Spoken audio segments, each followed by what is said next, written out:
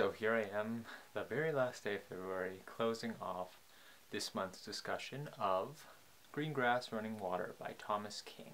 So like Jess said, Candace made a brilliant introductory video in which she kind of gave us an overview of what goes on in the text, and then she also provided insights like you wouldn't believe. If you've watched the video, then you'll believe it, but if you haven't, you won't believe it until you go see it. So if you haven't watched that first video, and then also if you haven't watched Jess's second video, go check those two out, and then come back and watch this one.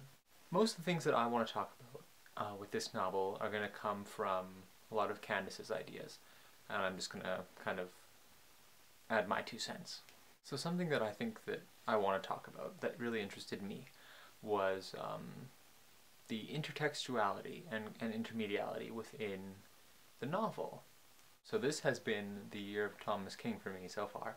I've read The Inconvenient Indian, I just finished up The Truth About Stories not too long ago, and so now with this novel, I feel like I have a lot to say about King.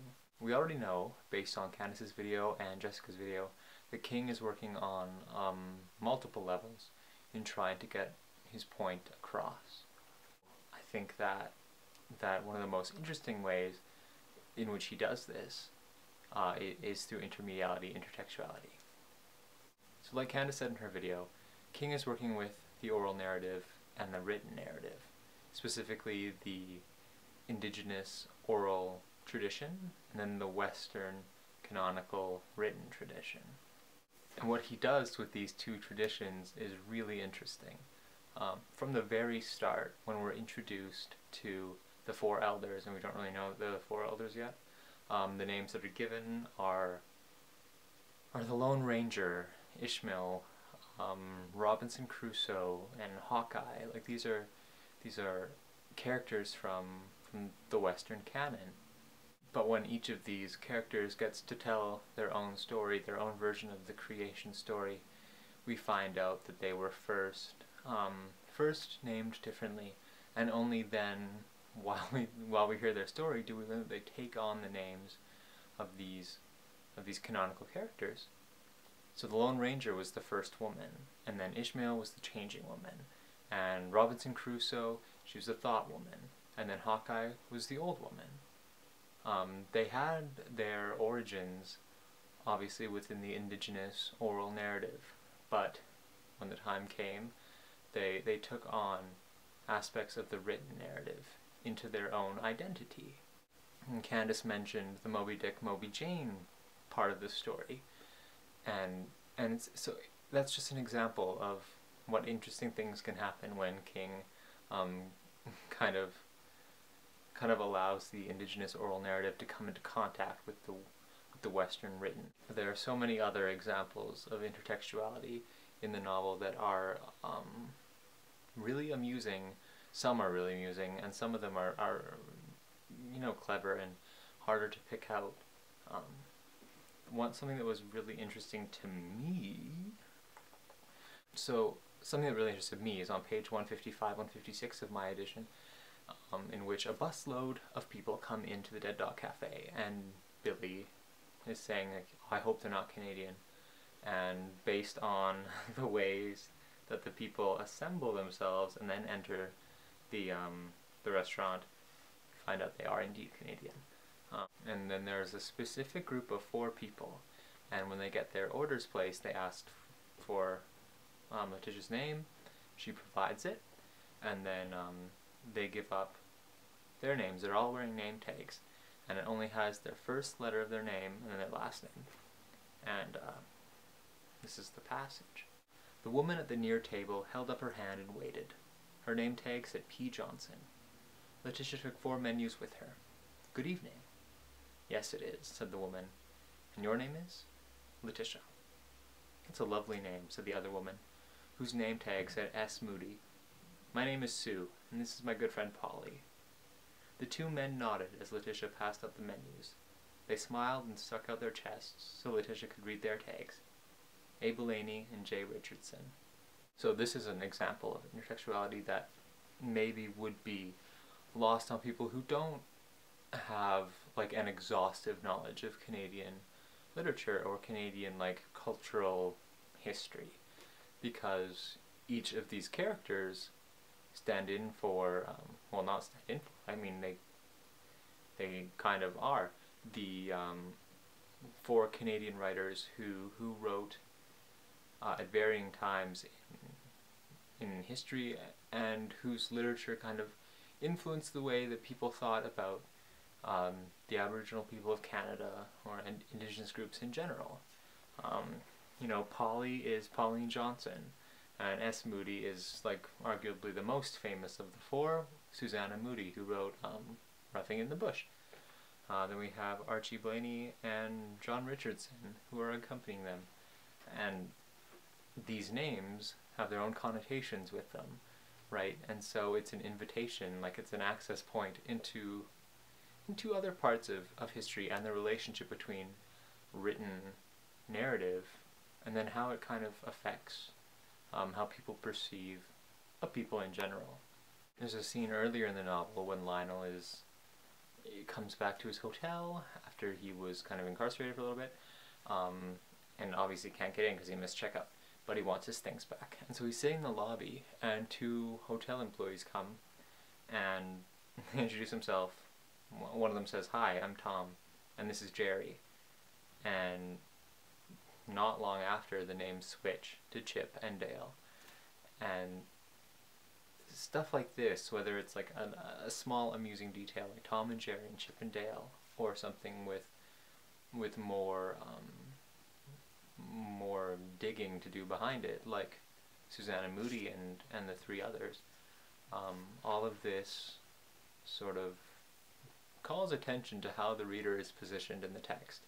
I think Thomas King was likely aware that in writing a novel using this form to tell his story, he's inviting an audience who would be unfamiliar with maybe some of the things, some of the tropes he's using, some of the stories that he wants to tell, and I think that it makes the reader aware of how they're approaching the text, where they stand in relation to it, just how they're positioned in general. And like Candace said, these intertexts kind of underscore the relationship between oral and written narratives, and also, like she said, the difference between the Indigenous narrative and then the Christian narrative.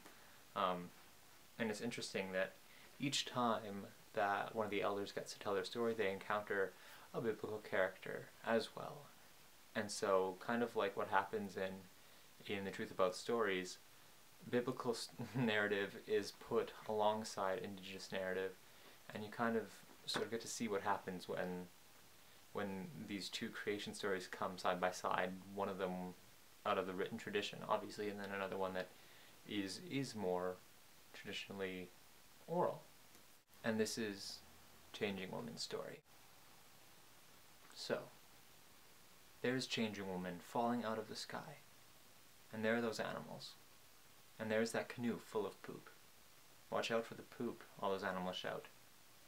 But just as Changing Woman comes falling into that canoe, Old Coyote wakes up, and that one rolls over, and that one stretches, and Changing Woman lands on Old Coyote. Psst, goes Old Coyote. He makes that sound, like something that has gone flat. What was that? Says one of the pigs. Sounded like a fart, says one of the raccoons. Okay, says one of the moose. Who farted? No one farted, says Changing Woman. It was only me. I landed on Old Coyote. But before Changing Woman can apologize to Old Coyote, before she can give him some tobacco or some sweetgrass, a little man with a filthy beard jumps out of the poop at the front of the canoe. Who are you? Says the little man. I'm Changing Woman, says Changing Woman. Any relation to Eve? Says the little man. She sinned, you know. That's why I'm in a canoe full of animals. That's why I'm in a canoe full of poop. Are you all right? Changing Woman asked Old Coyote. Psst, says Old Coyote. Why are you talking to animals? Says the little man. This is a Christian ship. Animals don't talk. We got rules. I thought of the sky, says Changing Woman. I'm very sorry that I landed on Old Coyote. The sky, shouts the little man. Hallelujah, a gift from heaven. My name's Noah, and you must be my new wife. I doubt that, says Changing Woman. Let me see your breast, says Noah. I like women with big breasts. I hope God remembered that. Don't do it, says one of the turtles. He'll just get excited and rock the canoe. I have no intention of showing him my breasts, says Changing Woman. Talking to the animals again, shouts Noah. That's almost bestiality and is against the rules. What rules? Christian rules. I think that it's pretty clear, what he's kind of playing at when he puts the Christian narrative against the indigenous creation story.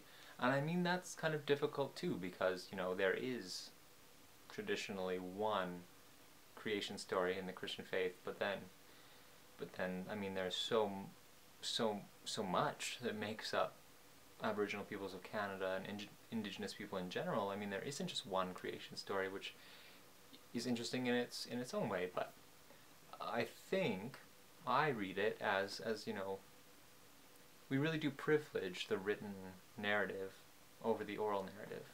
When you write something down, that's the definitive version. That's set down. The oral narrative is much more fluid, and I guess people think that the written narrative is more authentic. But those are just some of my thoughts. I'm going to try and wrap this up now. So if you guys have any thoughts, leave them below. You know the drill. Also, check out the Hello Hemlock page on Goodreads, because we have a discussion thread for each book that we've covered so far, and I think I'm going to add some other materials to that thread for the Greengrass Running Water, some supplementary materials, some articles and podcasts and stuff, because there's some good stuff out there that takes what Candace and Jessica and I have kind of said, but takes it further, obviously. So yeah, but I really enjoyed this novel. I love Thomas King now. This is a good year of Thomas King. So I definitely recommend it. So if you haven't checked it out, I think you should. And then come back here and check it out. So yeah, I do want to mention too that Candace made a really great review video of The Inconvenient Indian, which I will link below. You can go check that out too if you want. It's really good. But otherwise, thank you for watching. You know where to find us. Here, Goodreads, Twitter, all that.